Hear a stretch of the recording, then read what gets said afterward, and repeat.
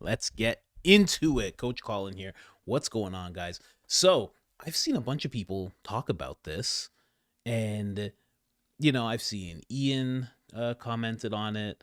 I've seen various people on X talking about it, and it's what Rob McCoy said about his son while he was pastoring to a crowd, and he seems to have gotten caught up in a misconsistency. Let's say that. I'll be very nice about it. We don't have our tinfoil speedos on yet, so we'll call it a misunderstanding of sorts.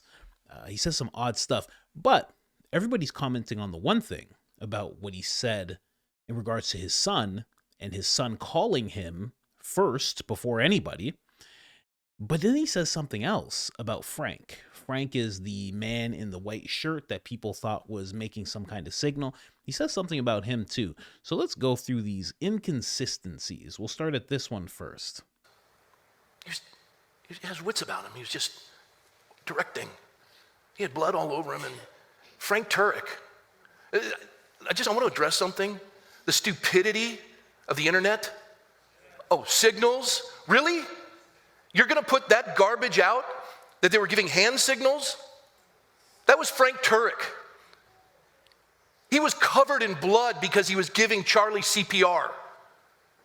He's an apologist for the Christian faith. His children were on the phone when he was videotaping it, and they saw the bullet. His heart's ripped out. Signals, really? And the other guy, Dan, the security guard, he's somehow tied in with this conspiracy. Get over yourself. I'll try, sir. Yeah. I'll give it a try, sir, but there's just so many things, right? So it's a little odd. But here's the thing. I remember watching Valhalla VFT, and he showed this clip, because this clip just made me go on a complete different train of thought. I made like a couple of videos because of what I'm showing you right here. So take a look at this. And as we saw in this, those are the guys. I'm not sure. Everybody's got their hands down there doing something. Doing something, right? These are the three guys that were with Charlie when Charlie was on the ground. Nobody was giving him CPR. Nobody was doing that. Right? And this is Frank. He's talking about Frank. This is Frank. Frank is the man in the white shirt right there. That's Frank. Frank gets up. He runs over here, and you can see him right here running. He runs off. There he is. Boom. He's gone. So he definitely wasn't one of the guys doing that. And it's just odd because Rob keeps saying these things. In this one pastor session, he just keeps saying these odd inconsistencies. I haven't even watched the entire thing. I'm sure if we do, we can actually find more. And then I'll play Ian Carroll talking about this. This is right after Ian Carroll actually mentioned me on his live stream. Shout out to Ian. Thank you so much for that. Really appreciate it. But then Rob goes on to say this. Didn't we just watch Rob say? Justin's the CFO, chief financial officer, and Mikey's the chief of staff. And I'm watching, the minute Charlie was shot, he called me, says, "Dad, Charlie's been shot in the neck. Please call every pastor and pray." The minute that Charlie was shot, Mikey called me and said, "Dad, Charlie's been shot in the neck." So was he on the phone with you? Because that seems pretty quick. And it's hard to say he even saw that it was a shot in the neck because he was behind him. But, right? And he turned around within a second. But then he also says this.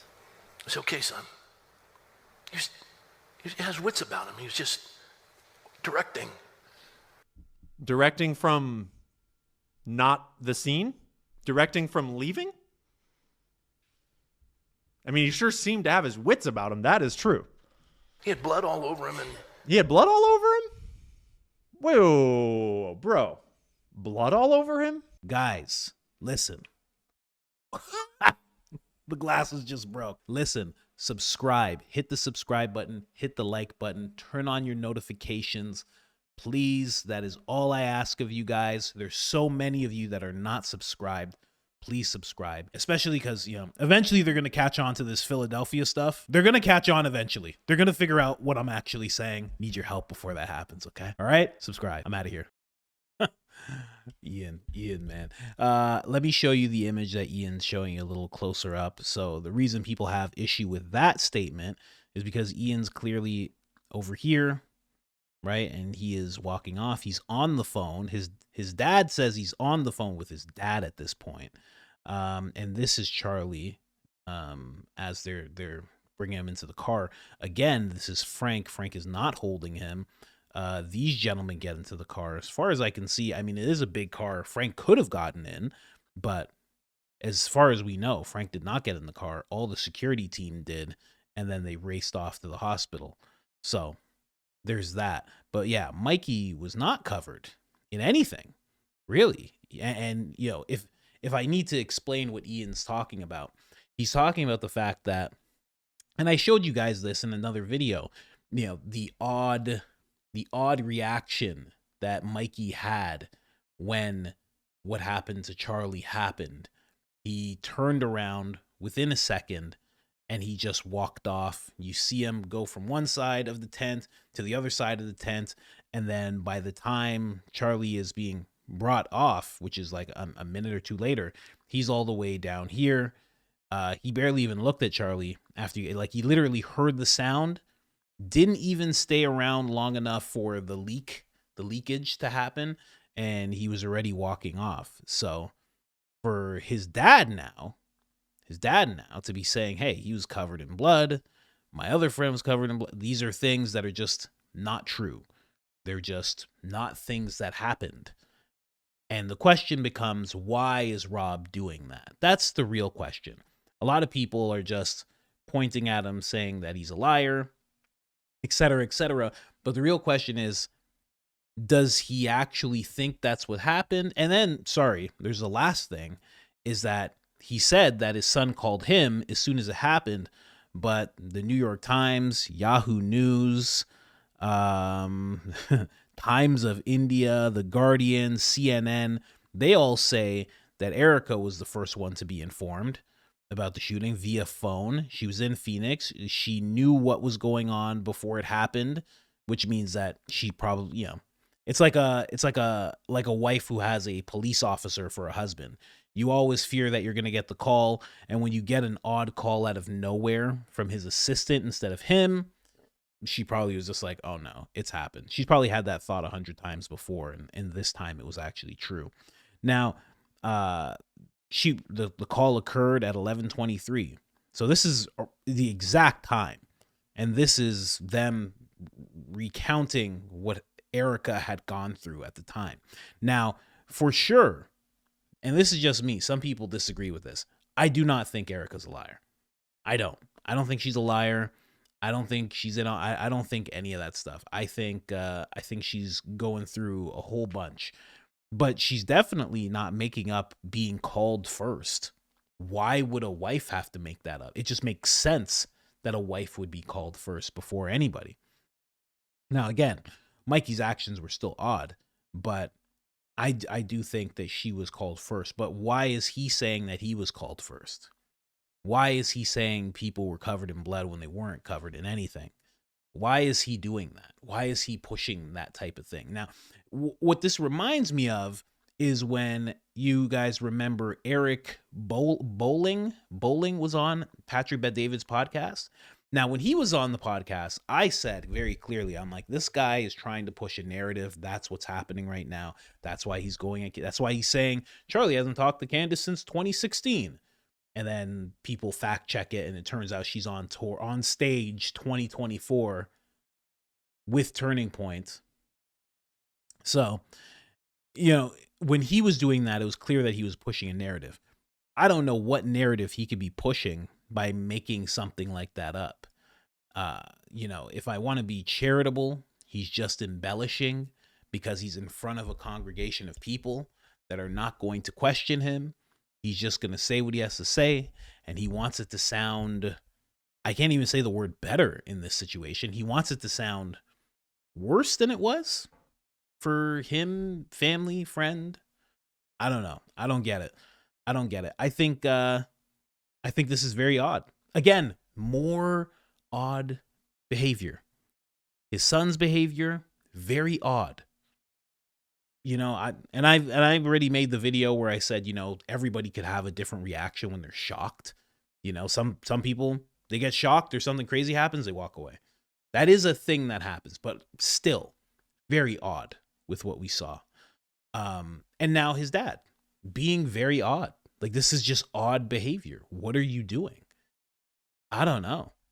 Maybe he felt like he had to stand up to all of us, to all the people out there asking questions. Get over yourself. Maybe he just really wanted to hit that home so we understood the severity of everything, because it's not like we're searching through this entire case with a fine-tooth comb, dozens of people all at once, all communicating, all looking things over, double checking each other's work. It's not like that's happening or anything. We're just this is all about us. Get over ourselves. I'll try. I'll tell Ian too. I'll message Ian soon. I'll say, hey, you got to get over yourself, man. It's just silly. It's just silly. And if I put on my tinfoil Speedo, well, why are you saying stuff like that? I don't know. Even if I put on my tinfoil Speedo and talk about this, I don't know what the reason could be for you to say that. You're saying that you were called first. You weren't called first. You're saying that these people had a more traumatizing, more traumatizing experience than they already had. There's just no need. These are like Tim Walsh level lies, just things that don't really matter. It's like, oh, I'm this rank, but I said I was one rank higher. Like, it's just needless. It's just not necessary. But again, you never know. This could just be the kind of guy he is. Like I said, you're a pastor. You're a content creator. You don't get questioned a lot. Content creators get, oh my God, get questioned a lot. It's crazy. You get emails and all sorts of things. Pastors don't get questioned all that much. Not that much. There's not a lot of pushback. They're on stage. It's kind of like a comedian. They have the microphone. They're talking. You're not. There's no questioning. It's just that he's never had this type of audience looking at his work, Anybody who's a part of his congregation is going to go, oh, it's Rob. That's Rob. I remember that. That was great. He's fantastic. They're not going to double check anything. So why would they do that? That's the pastor. They listen to the pastor, right? I have my own pastor. Okay. And I listen to my pastor, but I double check him too. Yeah. Yeah. You think I'm not like this when the camera turns off? So yeah, I don't know, man. Those two inconsistencies, I'm being very nice. Those inconsistencies, those completely fabricated inconsistencies seem very odd. And hopefully there's a response of some kind. I know there's not going to be one, especially from Rob. There might be one from Mikey, but it'll probably be maybe one of anger. I'm not 100% sure. Honestly, there probably won't be a response from anybody. They all have the excuse of an active investigation, so they don't really have to respond to anything, quite honestly. And, that's their prerogative. I mean, the focus is what happened to Charlie, and is it exactly the way that it's been presented to us, or if it's something different. I mean, that's the real focus. So that's what we're really after when it comes to this whole thing. Candace is going to be back. Candace is going to be back tomorrow. Yeah. What time is it right now? It's almost 1:30. Candace is going to be back tomorrow. It is going to be wild. I think it's going to be something else, but maybe not. Maybe she'll just be building off of everything that we have been covering, and she'll just go from there. I'm not sure, but she might have some new information. I mean, she did say she's going to break that gag order. She is going to do it on behalf of the world. So to me, that means, well, she's an associate of the case, and those people are supposed to be gagged. And that means to me that she might have information from somebody who is either part of the case or a witness that was there. And she's taking that information and just bringing it to people, and she doesn't care. She'll consider that person a source, and you don't reveal your sources. And then from there, that's it. So it's like, I'm not telling you the source. I have this information. It's 100% true, and you're not going to get me to stop talking about it. That might be what's going on. A lot of people think Candace is not in the gag order. But, and, this is a little off topic from the rest of the video, but, I just want to say, when it comes to the gag order, Andrew Colvett said that he didn't want his messages released because it's an ongoing investigation. And he had direct messages with Charlie, and he was in the group chat. So he said he couldn't release them based on that. Candace also has messages with Charlie. She has direct communication. So that would make her what is called an associate of the case. So that gag order would apply to her as well. And a lot of people are bad faith actors, and they don't want to actually have the conversation to parse things out. But there's also a lot of people that just seem to not understand that she's it seems, depending on the information and where she's getting it from, she is a part of that gag order. So just putting it out there. We'll see what happens when she gets back. I will definitely be there following, and anything she misses, I'll make sure to bring it up 100%. Anyways, guys, just wanted to bring that to you. I'm out of here.